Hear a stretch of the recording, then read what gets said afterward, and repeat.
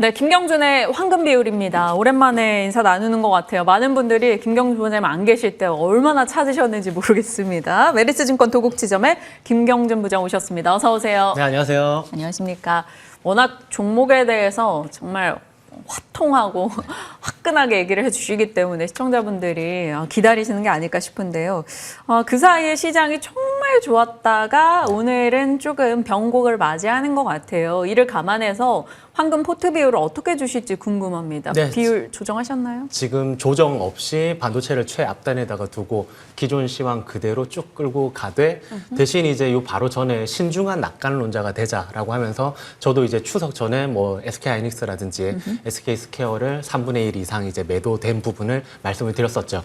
지금 이제 9월, 10월 달에 외국인 순매수가 지속적으로 있었고 거기에 있어가지고 한 그 76% 정도 비중이 삼성전자, SK하이닉스에 집중이 됐었는데 이제 그게 지속적으로 이어질지 말지를 고민을 하실 거예요. 그랬을 때에 제가 그 SK하이닉스를 가지고 왔을 때의 차트를 한번 보여드리면서 SK하이닉스나 엔비디아는 월 단위로 추세로다가 접근을 하자라고 하면서 네. 그 반도체가 한 두세 달 쉬어갈 때에도 집중 공략을 말씀을 드렸었죠. 그런데 지금 이제 이게 이어질지에 대해서 한번 다시 말씀을 드릴게요. 대신 지수를 볼 때 지수가 올라갔으니까 SK하이닉스가 올라간 애가 아니라 이제는 기준점이 SK하이닉스입니다. 그래서 SK하이닉스가 만약에 빠진다, 대체할 무엇인가가 있는가를 찾기보다는 대안을 찾기보다는 SK하이닉스의 월 추세가 안 깨지면 롱뷰를 유지를 하고 시장에 대한 긍정적인 시각을 유지를 하고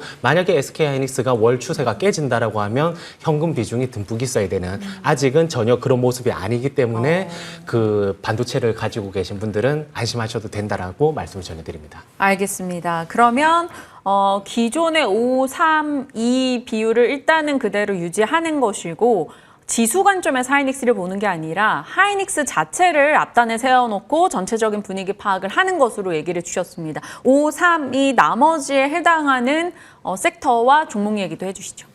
네, 지금 나머지 이제 5에서는 반도체가 있었을 거고 중간에는 뭐 지주사라든지 배당이라든지 결국은 정부 정책이 집중하는 곳이 해당이 될 거고 끝단이 결국은 금리나 수혜인 뭐 바이오라든지 로봇이 있는데 워낙 단계에 많이 올랐기 때문에 그 부분에 대해서는 저는 로보티즈는 아예 전량 매도를 했었고요. 네, 그다음에 맞아요. 뭐 후속으로다가 같이 이제 끌고 가는 클로봇이라든지 이런 쪽으로다가 조금 일부가 있는 거지 그 비중을 저는 보수적이기 때문에 크게 운용을 하지는 않습니다. 대신 이제 빠졌을 때에 4월 달에도 이제 미중이 뭔가 충돌이 있었을 때에 미국 쪽에서 테크가 굉장히 많이 빠졌었어요. 그런데 그 이유가 기존의 주도주였기 때문에 가장 많은 이제 기스가 쏠림이 있었던 쪽에서 기스가 발생을 했었고 그 이후 한 달 뒤에 가장 많이 오른 쪽도 보니까 테크였었거든요. 그러면 이런 뭔가 노이즈가 있을 때에 기존 주도주의 집중을 놓지 말고 끈을 놓지 말고 집중을 해보자. 그랬을 때 지금의 미국과 우리나라의 주도주를 봤을 때는 역시나 반도체가 대장이고 이쪽을 여전히 끌고 가야 된다. 그랬을 때는 제가 요 바로 전에 한 달 전에 그 준비한 차트가 있죠. 지수가 네 번째 이제 사상 최고점을 돌파하고 있는데 저는 돌파를 할 때를 집중한 게 아니라 그 이후의 모습이 6년이나 지지부진하고 또 세 번째 돌파할 때는 그 뒤에 4년 이상 지지부진한 모습을 놓고 보면서 익절도 중요하고 신중하게 가져가자라고 이제 낙관론을 펼치더라도 신중하자라고 말씀을 드렸는데 저처럼 보수적인 입장에서도 아직은 볼륨이 더 남아있다라고 보여집니다. 그 이유가 다음에 제가 준비한 차트죠. 네.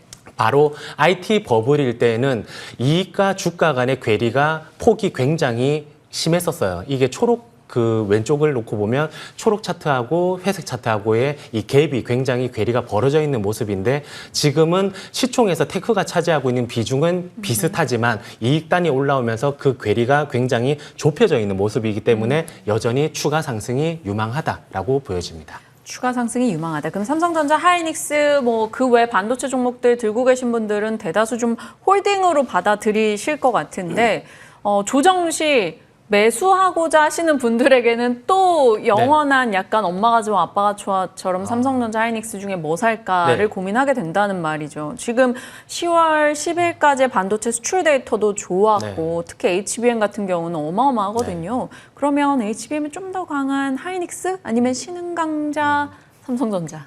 일단 저는 지속적으로 SK하이닉스를 말씀드렸는데 하이닉스. 내년 상반기까지는 어쩔 수가 없는 것 같아요. 제가 이제 준비를 그 두 가지를 굉장히 많이 여쭤보시기 때문에 가장 직관적인 차트를 가지고 온 게 네. EPS와 주가를 비교한 차트가 있거든요. 그렇게 봤을 때에 삼성전자 쪽에서의 이제 EPS 대비 주가 요거를 한번 보시면 아직 그 EPS가 이 사상 최고를 돌파를 못한 상황 속에서 먼저 이제 주가가 반영을 D램 상승이라든지 이런 거에 의해서 땡겨줬고 그 SK하이닉스는 지속적으로 치고 가는 부분이 있거든요. 그렇기 때문에 요게 이제 내년 상반기 이후에 뭔가 삼성전자의 대반격이 있을지를 놓고 봐야 되는데 그 외에 가장 중요한 점은 되레 요 두 종목의 합산 시총 비중이라고 생각이 돼요. 그래서 네. 합산 시총 비중이 지금은 30.3%, 그 이전의 고점은 34.4%. 그래서 그 합산 시총이 지속적으로 이제 올라간다는 뜻은 한 35% 정도까지 열어둔 상태에서 올라간다는 것은 그 지수 4천 정도까지는 반도체에 여전히 집중을 해야 되고 뭐가 좋다라는 거는 뭐 저는 이제 단기 주가 상승률이라든지 손익비도 감안을 해야 되기 때문에 트레이더적인 입장에서 SK하이닉스를 더 선호하지만 뭐 그 삼성전자도 여전히 매력적인 상황 속에서 같이 이제 끌고 가셔야 된다. 대신 이게 그 이후에는 반도체에서 종목 확산이 소부장 쪽으로 일어날지 혹은 삼성전자로 더 집중이 될지 그리고 마지막으로 그 외 섹터로 확산이 될지 그런 부분은 그 추후에 다시 한번 살펴보셔야 될 것 같습니다. 네, 알겠습니다. 시장과 특히나 많은 분들이 궁금해하실 반도체 삼성전자 하이닉스에 대한 이야기 해주신 거고요. 김경주 부장님 안 계셔서 눈물로 밤을 지새웠다는 분도 계시고 안 나오신 줄 알았다. 너무 반갑다. 많이들 반겨주십니다. 왜냐하면 김경주 부장님의 종목들이 잘 갔기 때문에 종목 얘기 기다리시는 거예요.